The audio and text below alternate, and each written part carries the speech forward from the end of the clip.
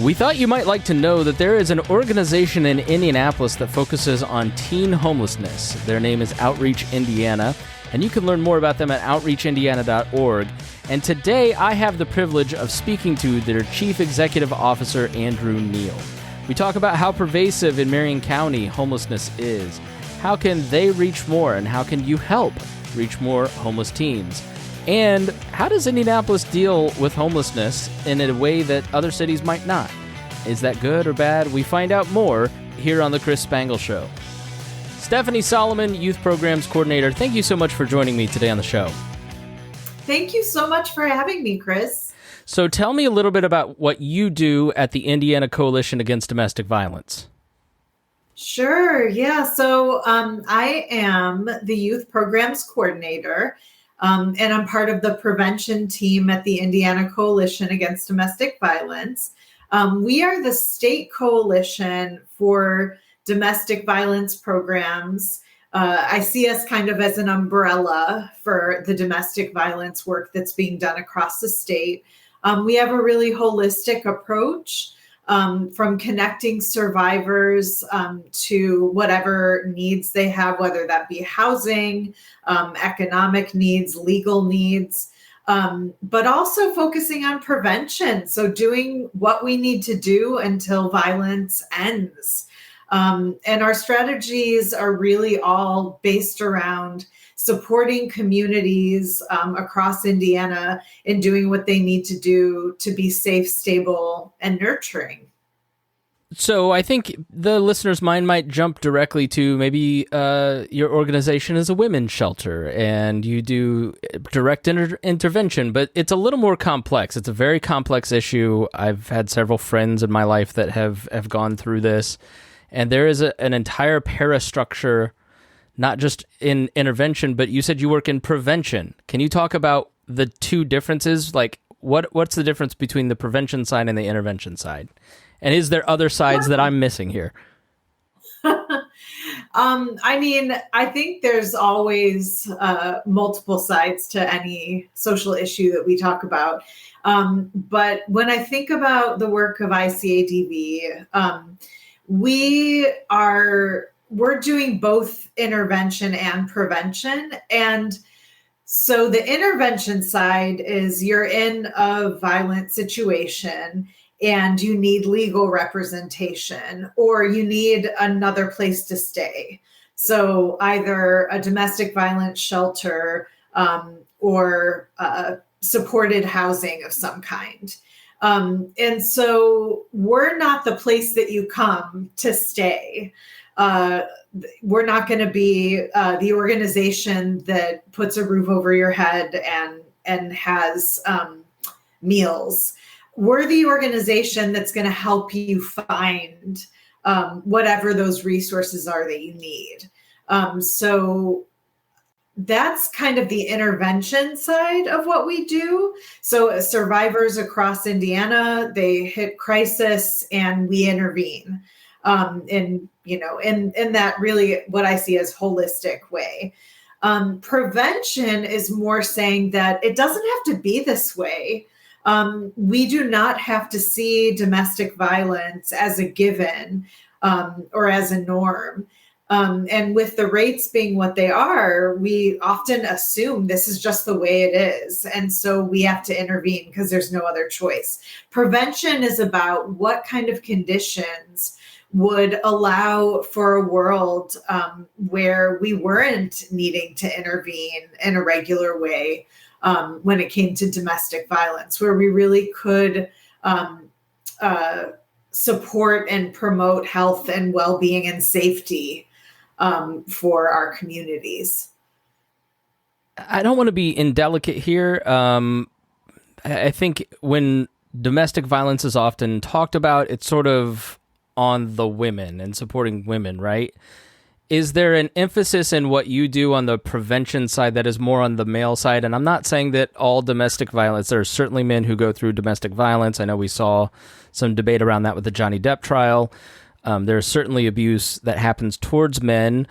But I mean, the numbers are largely on the male side. is a little bit of your work trying to find strategies to help choose a different path than maybe leaping towards anger? Yeah, so I mean, I think that's because I focus on prevention with youth. The when it comes to perpetrators of violence and gender, um, I I mean, what I've seen as a person who's been doing prevention and social service work for a long time, um, is that a norm and an idea about domestic violence is that the perpetrators are men, and the survivors, victims, and then survivors are women. But it's actually, in many ways, from a prevention perspective, a lot of those gender norms are what support violence in the first place. And so it's messier than that. The idea that that there there are neat categories of who is a perpetrator and who's a survivor, and that has been a really interesting thing to learn about as I've entered this world. What are some things that you've seen that make you say that? Give us kind of let us see through your eyes a little bit. Well, I mean, I guess the best example is that when I was in college in 2000 to 2004, the women's shelter in my community was a women's shelter. So regardless of the domestic violence that was taking place in your household, you had to be a woman in order to access shelter. And joining with ICADV and kind of watching, as a person who's worked in social services for a long time and in nonprofits, we've seen that, perpetrators can be different genders. It doesn't follow this cultural story as closely as I mean, we want cultural stories to make sense of things, and Right. sometimes they miss really important details. And so, a lot of shelters now are naming the fact that they aren't women's shelters; they're shelters for people who experience violence. I love that because I've had situations in my friend circle where the man has been the victim of domestic violence, and that I found out was a miracle. Because opening up and saying that this was happening to me is just wrapped around so much shame for men, and is very difficult, and you don't know where to turn, and so that's really interesting to hear that need is kind of being seen and met. Yeah, I mean, I think that it's one of the directions that we're going as a culture that is really challenging but really necessary, is really interrogating our assumptions about gender in general, but also the way that it shows up. So that stigma, the shame, that's affecting all kinds of outcomes when it comes to domestic violence. Even just the idea that if you have disclosed that you experienced violence and then you stay with a partner, and there's lots of reasons why people do, often reaching out for resources feels inaccessible because folks are so ashamed. And so that stigma and that shame, that's another one of those cultural norms that's affecting everyone, and affecting men in this particular way because of what our beliefs are about how men should move in the world. So you work primarily with youth, and I have to say I have become a much more open-minded person, a much more less narrow-minded, less, I grew up on Married with Children. That was like my formative show. Like, so when you look back and like watch that show, you're like, wow, that's why I had all these screwed up notions of masculinity and femininity and all this stuff. Kind of what you're talking about. What are some other, when you're talking with young people about cultural influences, and I love the mission of your organization, which is an end to violence, just period, not just domestic violence, but violence, which I can certainly sign on to. It's been a huge part of my broadcasting career, is just talking about why are we turning to violent means. What are some ways that you're trying to help teens see a different path and see a different future that endorses nonviolence? Yeah. So, I mean, I think I'm going to bring up the tension of the fact that we are seeing an increase in violence within schools and for young people in general. I was kind of shocked to learn that in Indiana, 1 in 10 high school age teens have reported experiencing some form of physical violence from a dating partner in the last year. And so I want to name that before really going into, how we can talk about violence prevention with young people, is that they're coming in a cultural context that I think is a little different than when I was a young person navigating these issues. So we often talk about what are the gender norms that you're seeing around you, what resonates with you in your experience, and what doesn't. And I find that that's a really helpful way to engage young people in those conversations, because often, I mean, lots of young boys are sensitive, and girls are, assertive. And so some of these binaries that we've created, we see it as adults. But imagine if we had been talking about that directly when we were young people. I'm not going to ask you your age. That would be impolite of me. I'm 38, and growing up in the late 90s. I'm proud of my age. I am fine to tell you that I just turned 40. Congratulations. It brings wisdom with it. Yes. And you and I kind of went to school around the same time. And I think when you said gender norms, so of course that triggers half the audience. But I think what I'm hearing you say is just making space for emotions and like not stereotyping people. Like, one of the best things that ever happened to me was reading Brene Brown and going, oh, I'm allowed to like accept that I'm a sensitive person, like, and kind of get away from some of that stuff. Is that just such a necessary part? A, am I right in assessing what you're saying? And then B, is how important is that in reducing domestic violence among school age people? I mean, yeah, I think your assessment is right on. There's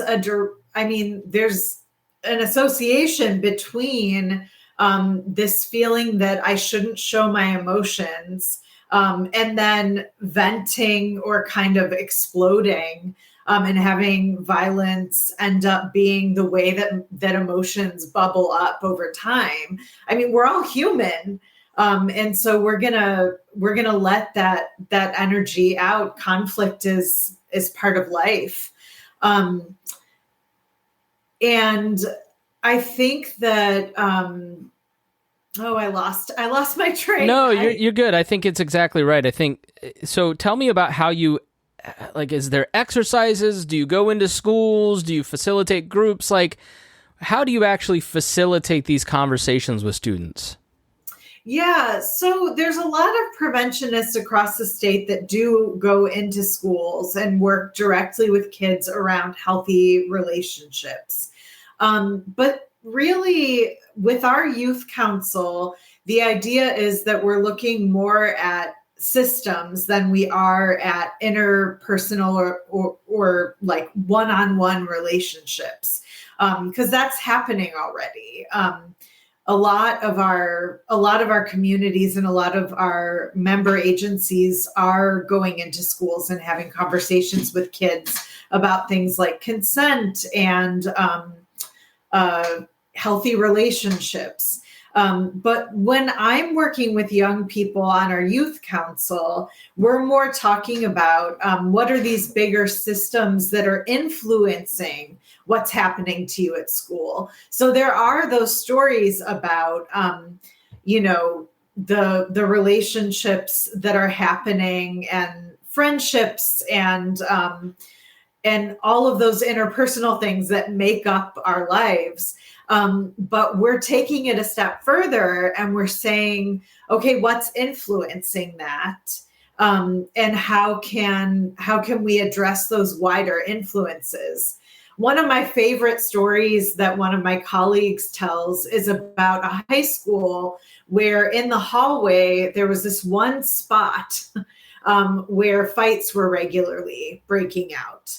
And the administration was like, is there some solution to what we can do? How do we talk to the kids about not fighting with each other? But it didn't end up being talking to kids that changed things. It was changing the route from class to class in the high school so that there wasn't this buildup of kids all in the same hallway trying to go opposite directions at the same time.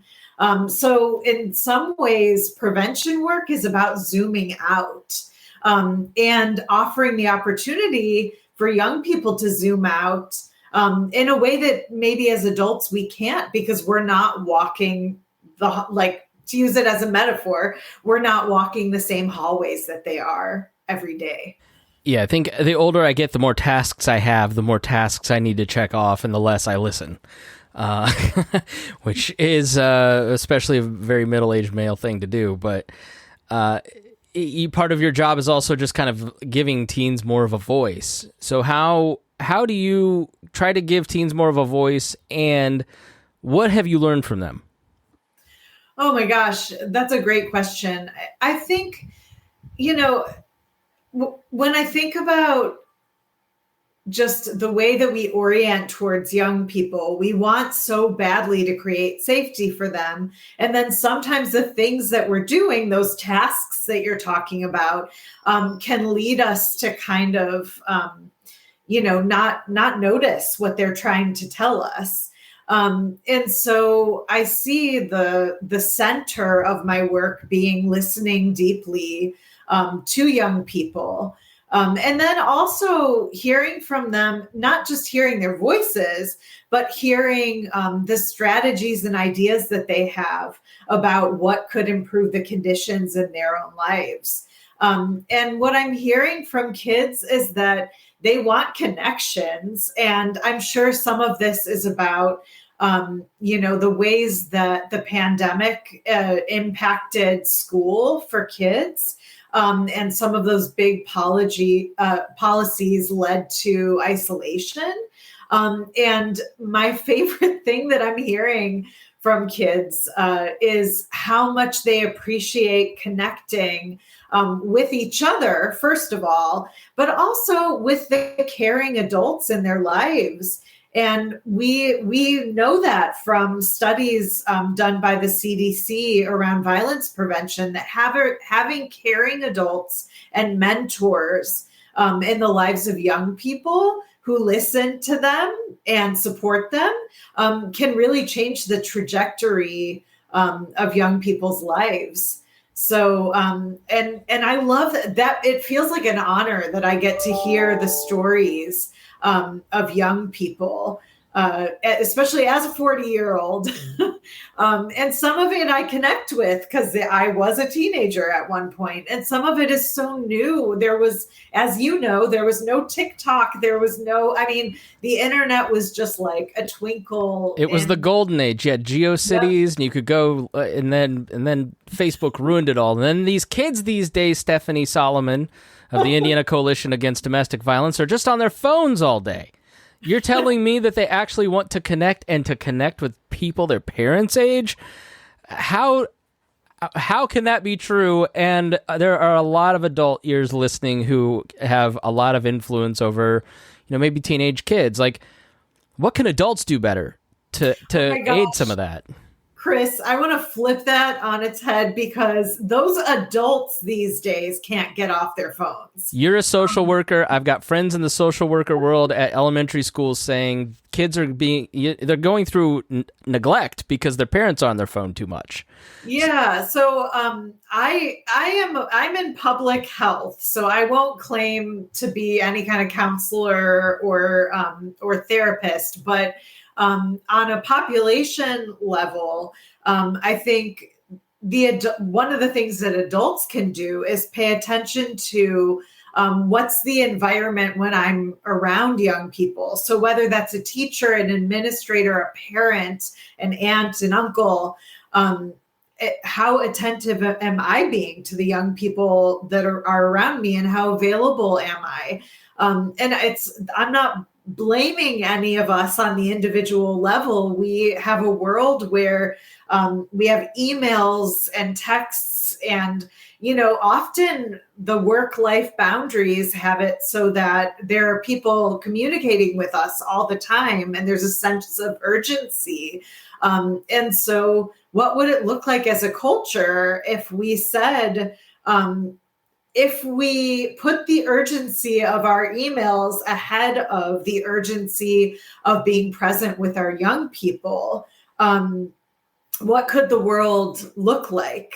And so that's a norm that I think we as adults need to be attentive to, is how can we also pay attention to things other than our phone? It's not to drag current events into it, but we've just seen so many times in so many of these instances of violence with young people. There were a lot of signs there, and imagine if more parents, coaches, teachers, I guess that's one question that I have that maybe you can answer, that I always kind of see with some of these situations. I go, is there just not a network? Like, are the teachers not talking to each other or talking with local law enforcement? Or, I don't want to delve into specific acts like gun violence in schools, but do you just sort of see those gaps where the adults in some of these kids in crisis lives are not communicating, or they're not intervening with clearly a young person is being violent, or they see signs of somebody being abused and they're not willing to step in? And is that something that we can change, or are you working on? I definitely believe it's something we can change. And I think every question you've asked, I've brought it back to a norm. Yeah. Or some kind of cultural narrative, but we tend to silo ourselves. So if you're in law enforcement, you're in social services, you're in education, we're not great at communicating across those sectors. And so I think the promise is us really working on, there's the assumption, it's not an assumption, it's a reality that we are all connected. Somebody needs to pick the food that I eat in order to have safety. There's all these different institutions that I need to have access to. And so if we took that really seriously, how interconnected we all are, and we started breaking down those silos of communication, and collaborating together, I think there's incredible promise in that. And I know that those are just words, but I think that there are examples and models that we can practice with of how we can be working across our silos more effectively. I don't know that they're just words. Like, Indianapolis is a great city because it's got something special. It has a very strong civil sector to it, and it always has been. It's why we have so many monuments in downtown Indianapolis, because there were so many groups networked together. And I think it's as the population has grown, those relationships kind of fray and people, like you say, get siloed. But there is like a spirit around education, for instance, in Indianapolis, where there is a lot of cross communication. And I think with the rise in violence, maybe there's just some, again, to use the words, intentionality that all these different groups can kind of talk together. So we're talking a little public policy and how that influences domestic violences and the conditions. You know, what's another big social norm that you see that kind of is a current that can lead somebody towards either being a victim or a perpetrator of domestic violence? What's one thing that really concerns you that we haven't talked about? I mean, I think we talked about stigma, and a lot of that stigma comes from this idea of privacy, and that I see as coming from individualism, that we're all kind of, our own little, there's a good saying for that, but of course at the time I need it, I can't. We're all islands. So we have this feeling of like, if there's a problem, it's not necessarily socially appropriate to ask for help. And maybe, in fact, it's seen as weak to ask for help. And I think that that is another narrative that that could be transformational for us to start connecting with our neighbors, with our communities in a way that breaks that individualism, and where we can see the strength in asking for help. I mean, it's incredible what resources and supports we can offer each other when we're listening deeply and communicating clearly and authentically with one another. So I think that's one where, I understand the drive for self-sufficiency and kind of the roots in our culture for that. But I think that you brought up Brene Brown. Connection is really powerful. So when we talk about violence prevention, that connection piece, that